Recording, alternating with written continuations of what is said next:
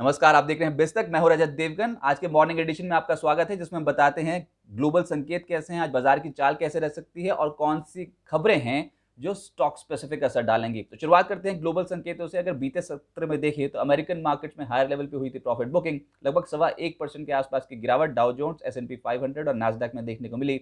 और वहीं European markets में भी दबाव के साथ ही हुआ कामकाज। अच्छा, आज डाउ फ्यूचर्स बिल्कुल फ्लैट है, सपाट कामकाज कर रहे हैं, लेकिन एसजेक्स निफ्टी बता रहा है कि थोड़ी कमजोर शुरुआत होने के आसार ज्यादा हैं। देखते हैं निश्चित से उसे खरीदारी आती है कि नहीं। एक इंपॉर्टेंट ट्रिगर ये कि आज नेटो ने इमरजेंसी बैठक बुलाई है, जिसमें अमेरिकी राष्ट्रपति और यूक्रेन के राष्ट्रपति हिस्सा लेने जा रहे हैं, और वो एक बहुत बड़ा टर्निंग पॉइंट, एक इवेंट बन सकता है ग्लोबल बाजारों के लिए। अब देखते हैं कि वहां पर अमेरिका की तरफ से क्या स्टेटमेंट्स आती हैं, यूक्रेन की तरफ से जो भी स्टेटमेंट आएगी वो बहुत असर डालेगी मार्केट्स पे। तो ये इंट्राडे में ही, बाजार के दौरान ही इवेंट होने वाला है, तो उस पर आप जरूर नजर रखें। ऊपर से डॉलर के मुकाबले कल रूस की जो करेंसी है रूबल, वहां पर लगभग 10% का उछाल देखने को मिला। और वहां पर खबर ये कि व्लादिमीर पुतिन ने बोल दिया कि विरोधी देश जो हैं वो नेचुरल गैस अगर रशिया से खरीदते हैं तो उनको रशिया की करेंसी में ही पेमेंट करनी पड़ेगी, यानी कि अब यूरोप को रूबल में कन्वर्जन करना पड़ेगा अपनी करेंसी का, और उसके बाद वो पेमेंट करेंगे। तो ये एक बहुत बड़ा ट्रिगर जो है वो रूबल के लिए बनता हुआ नजर आया। रूस की करेंसी कल अंतर्राष्ट्रीय बाजारों में चढ़ी थी। आज एशिया बाजारों का हाल, सभी मार्केट्स लाल निशान में कामकाज कर रहे हैं। देखिए 1% से ज्यादा टूटा है, शंघाई में लगभग 1% की गिरावट है, हैंगसेंग 1% टूटा है, और कॉस्पी और ताइवान भी हल्की कमजोरी के साथ कर रहे हैं कामकाज। एक और ट्रिगर जो बाजार के लिए आज तो अच्छा है नहीं, वो है कच्चा तेल। तेजी से बढ़ गया, इनफैक्ट कल के सत्र में 6% का उछाल दिखा के गया। आज 1.25% के आसपास की तेजी अभी भी देखने को मिल रही है। ब्रेंट $123 पर बैरल पहुंचा है और WTI $116 पर बैरल पे पहुंचा है। तो देखना होगा यहाँ से कच्चे तेल में मुनाफा वसूली अगर नहीं आई तो वो टेंशन की बात इंडियन मार्केट्स के लिए, इंडियन इकोनॉमी के लिए बनती हुई नजर आएगी। संस्थागत निवेशकों के आंकड़े, पिछले 2 दिन से कैश मार्केट में एफआईएस की कैश मार्केट में बाइंग है।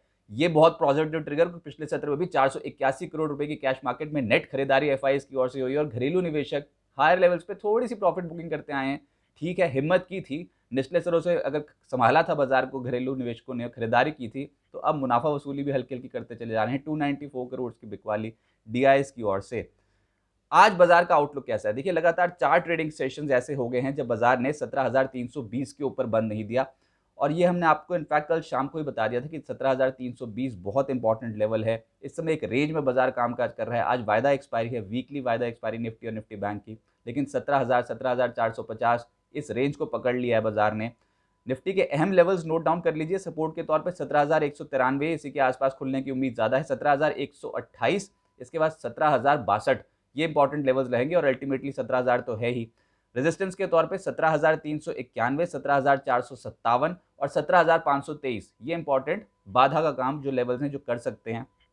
और 17,391 इस समय निकालना बहुत बड़ी चुनौती होगी। हाँ, लेकिन अगर ये नेटो मेंबर्स की जो बैठक हो रही है, अगर इसमें से कोई भी पॉजिटिव कमेंट आ गया तो वो डेफिनेटली मार्केट्स पे आज असर डालेगा, नजर रखनी होगी। अब निफ्टी 17,320 के ऊपर 4 सत्रों से बंद नहीं हुआ है। इसके ये जो बात है, इसमें 17 मार्च को जो हाई था वो था 17,344, क्लोजिंग थी 17,287। 21 मार्च को 17,353 का हाई था और क्लोजिंग थी 17,117। 22 मार्च को 17,334 का हाई बनाया, 17,315 की क्लोजिंग दिखाई, और 23 मार्च यानी कि कल के सत्र में 17,442 का हाई और 17,245 की क्लोजिंग। तो किसी भी दिन क्लोजिंग जो 17,320 के ऊपर नहीं आई अब तक पिछले 4 ट्रेडिंग सेशन में। एफएनओ बैन में बलरामपुर चीनी, delta Corp, GNFC, IB housing और सन टीवी तो हैं ही। आज सेल की एंट्री हो गई है, सेल भी वायदा कारोबार की बैन लिस्ट में शामिल है। तो अभी तक की डिस्कशन के हिसाब से जो सेटअप बाजार का बनता है उसमें ग्लोबल संकेत आज थोड़े कमजोर हैं, लेकिन नेटो मेंबर्स की बैठक है और उसमें अमेरिका और यूक्रेन पार्टिसिपेट कर रहे हैं। तो देखना होगा कि आज वहां से क्या स्टेटमेंट आती हैं। अभी तक का ग्लोबल सेटअप कोई बहुत एनकरेजिंग है नहीं। एफआईएस पॉजिटिव, डीआईएस पिछले 2 ट्रेडिंग सेशन से मुनाफा वसूली कर रहे हैं। वायदा बाजार से संकेत है, उसमें अनवाइंडिंग प्रेशर यानी कि थोड़ा दबाव बाजार पे वायदा कारोबार के आंकड़े बता रहे हैं कि रह सकता है। इसके अलावा सेंटीमेंट अगर देखें तो अभी भी पॉजिटिव है, लेकिन कॉशियस रहिए। इस समय कॉशियस रहना ज़्यादा बेहतर है, क्योंकि बाजार ऑलरेडी बहुत स्ट्रेच दिखा चुका है और ट्रेंड अभी तक पॉजिटिव है। अगर जब तक 17,000 16,995 नहीं तोड़ा तब तक ट्रेंड पॉजिटिव रहेगा।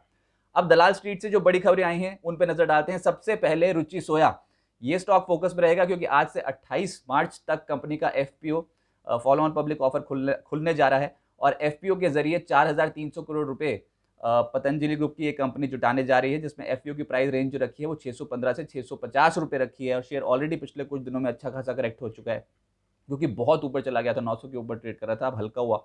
एंकर इन्वेस्टर से ऑलरेडी 1290 करोड़ रुपए कंपनी ने जुटा लिए हैं।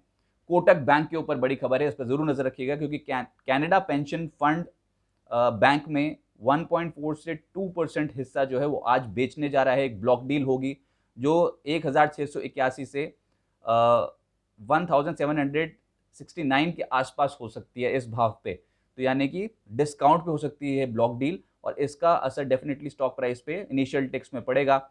जो कुल डील साइज है, अनुमान ये लगाया जा रहा है वो 4707 करोड़ से 4955 करोड़ रुपए के आसपास की हो सकती है, यानी कि 4 करोड़ शेयर्स के सौदे होते हुए नजर आएंगे एक्सचेंजेस पे। तो इस पे आप जरूर नजर रखें। कोटक बैंक आज लाइमलाइट में रहेगा बाजार खुलते ही। सन फार्मा के लिए पॉजिटिव खबर है, रैनबैक्सी जेनेरिक दवा मामले का निपटारा उन्होंने कर दिया 48.5 करोड़ डॉलर देकर, ये एक पॉजिटिव खबर। और सन फार्मा एडवांस के ऊपर भी एक पॉजिटिव खबर है कि यहाँ पर प्रमोटर्स ने वारंट कन्वर्जन से कंपनी में हिस्सा बढ़ाकर 60.1% कर दिया है। तो सन फार्मा एडवांस के ऊपर एक पॉजिटिव खबर। आईसीआईसीआई बैंक लाइमलाइट में आज इसलिए है क्योंकि एसबीआई म्यूचुअल फंड और साथ ही साथ एसबीआई ग्रुप की सभी इकाइयां जो हैं उनको आरबीआई ने अनुमति दे दी है कि वो आईसीआईसीआई बैंक में हिस्सा बढ़ाकर 9.99% तक ले जा सकते हैं। तो ये एक पॉजिटिव खबर आईसीआईसीआई बैंक के लिए। एल&टी फाइनेंस कल जबरदस्त चाल स्टॉक में देखने को मिली थी, 15 से 17% का उछाल देखने को मिला था, और खबर यहाँ पर यह है कि एल&टी ने लगभग 4 करोड़ 15 लाख शेयर औसत 83 रुपये के भाव पे खरीदे, और उसका असर देखने को मिल गया। जो डील्स हुई थी कल वो एनएससी और बीएससी दोनों पे हुई थी, लगभग 2-2 करोड़ शेयर्स की, तो अच्छी खासी डील थी। इसके अलावा हीरो मोटोकॉर्प, कल पता होगा कि खबर ये आई थी कि आईटी विभाग की छापेमारी हुई है इनके कई दफ्तरों पे, कई ऑफिस में, कई प्रीमाइसेस पे, लेकिन कंपनी के अनुसार ये एक नॉर्मल प्रोसीजर है। वित्त वर्ष खत्म होने से पहले आईटी विभाग की जो प्रोसीजर्स होते हैं, रूटीन पूछताछ होती है, ये उसी का हिस्सा है। नेस्ले कंपनी ने ये स्टेटमेंट दी है कि रूस में बड़ी मात्रा पे वो अपने बिक्री पर रोक लगा रहे हैं। वर्कर्स और फैक्ट्रीज को वो ज़रूर देखेंगे कि उसका क्या संभालते हैं, कैसे संभालते हैं, लेकिन कंपनी ने ये बोल दिया है कि रूस में वो 2 बड़े ब्रांड्स, एक तो नेस्ले और साथ ही साथ किटकैट, उसकी बिक्री बंद कर रहे हैं। बीएसई और फेडरल बैंक फोकस में है, क्योंकि एसएमई स्टार्टअप लिस्टिंग को प्रमोट करने के लिए बीएसई और फेडरल बैंक के बीच में करार हुआ है। त्रिवेणी टर्बाइन कल के सत्र में एक्शन में था ये स्टॉक, लेकिन खबर यहाँ पर ये कि टीएससी इंजीनियरिंग में ये 70% हिस्सा खरीदने जा रहे हैं, लगभग 1 करोड़ 19 रैंड देकर, जो कि दक्षिण अफ्रीका की करेंसी है, उसको देकर ये हिस्सा खरीदा जाएगा। ओबरॉय रियल्टी होम एक्सचेंज में हिस्सा बढ़ाकर 47.5% इन्होंने कर दिया है। और गोदरेज एग्रोवेट, एक और कंपनी जिसमें गोदरेज मैक्स मिल्क में 25 करोड़ रुपए अतिरिक्त इन्होंने निवेश किए हैं। तो ये कुछ ऐसे स्टॉक्स हैं जो सुर्खियों में हैं।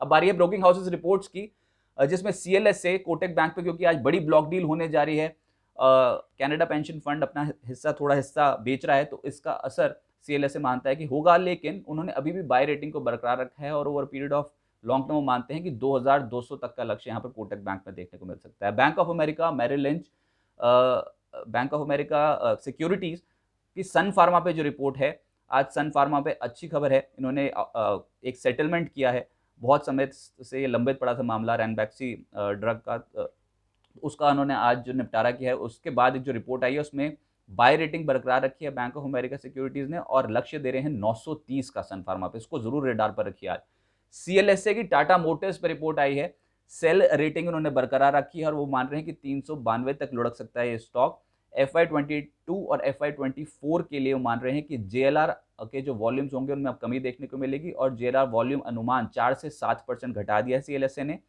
घरेलू वॉल्यूम अनुमान जो है वो सीएलएसए ने टाटा मोटर्स पे बढ़ाया है, 8 से 18% FY22 FY24 के घरेलू वॉल्यूम्स रह सकते हैं। तो घरेलू वॉल्यूम यानी घरेलू बिक्री में उछाल, और JLR विदेशी बिक्री में हो सकता है दबाव टाटा मोटर्स पे देखने को मिले, और JLR एक बड़ा सेगमेंट है, इसलिए ऑब्वियसली स्टॉक प्राइस पे असर आएगा। क्रेडिट स्यूज एबीबी पे आज उनकी एक रिपोर्ट आई है, डाउनग्रेड किया है उन्होंने एबीबी को, और लक्ष्य न्यूट्रल रेटिंग हालांकि बरकरार रखी है, लेकिन लक्ष्य 2250 से घटाकर 1850 कर दिया है। कैलेंडर ईयर 22-23 का ईपीएस अनुमान 10% से 11% घटाया गया है। अच्छा, जोमेटो पे बहुत अब रिपोर्ट्स आती चली जा रही हैं, और एक रिपोर्ट जो मैं पढ़ रहा था वो था क्रेडिट स्यूज की। उनका कहना है उन्होंने मैनेजमेंट से, टॉप मैनेजमेंट से बात की है, और उनके अनुसार अगर मौजूदा ग्राहकों के लिए ही ऑर्डर फ्रीक्वेंसी बढ़ा दी जाती है तो बिजनेस 5 गुना बढ़ जाएगा।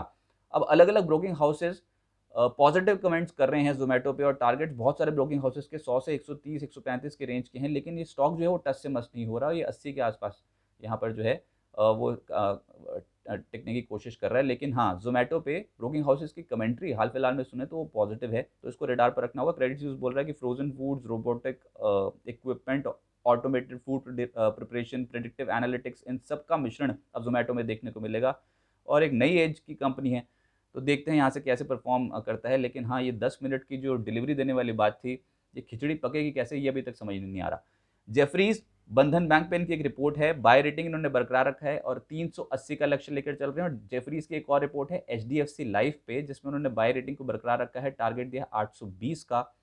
उनका ये कहना है कि एचडीएफसी लाइफ की जो मैनेजमेंट है वो कह रही है कि अगले 3 साल में मार्जिन जो कि मौजूदा 27% है उसको बढ़ाकर 30% करने का उनके पास स्कोप है, और कंपनी की मैनेजमेंट को प्रीमियम में 17 से 18% की बढ़ोतरी की भी उम्मीद है। तो ये एक और पॉजिटिव खबर। और आखिरी है सीएलएस से, आईसीआईसीआई सिक्योरिटीज पे एक व्यू बनाकर चल रहा है, आउट परफॉर्म रेटिंग बरकरार रखी है, लक्ष्य दे रहे हैं 750 का, लेकिन ईपीएस अनुमान इन्होंने भी घटा दिया है। FY23 FY24 के लिए ईपीएस अनुमान 9% घटाया गया है। तो उम्मीद करते हैं आज आपके लिए एक प्रॉफिटेबल दिन हो, और बिस्तक पे आप रोज ये खबरें, ये अपडेट आप सुन सकेंगे और देख सकेंगे, और साथ ही साथ 10 बजे के सेगमेंट में हमारे साथ जरूर जुड़ें।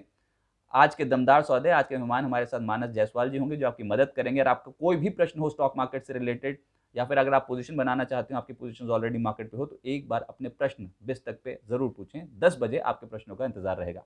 नमस्कार।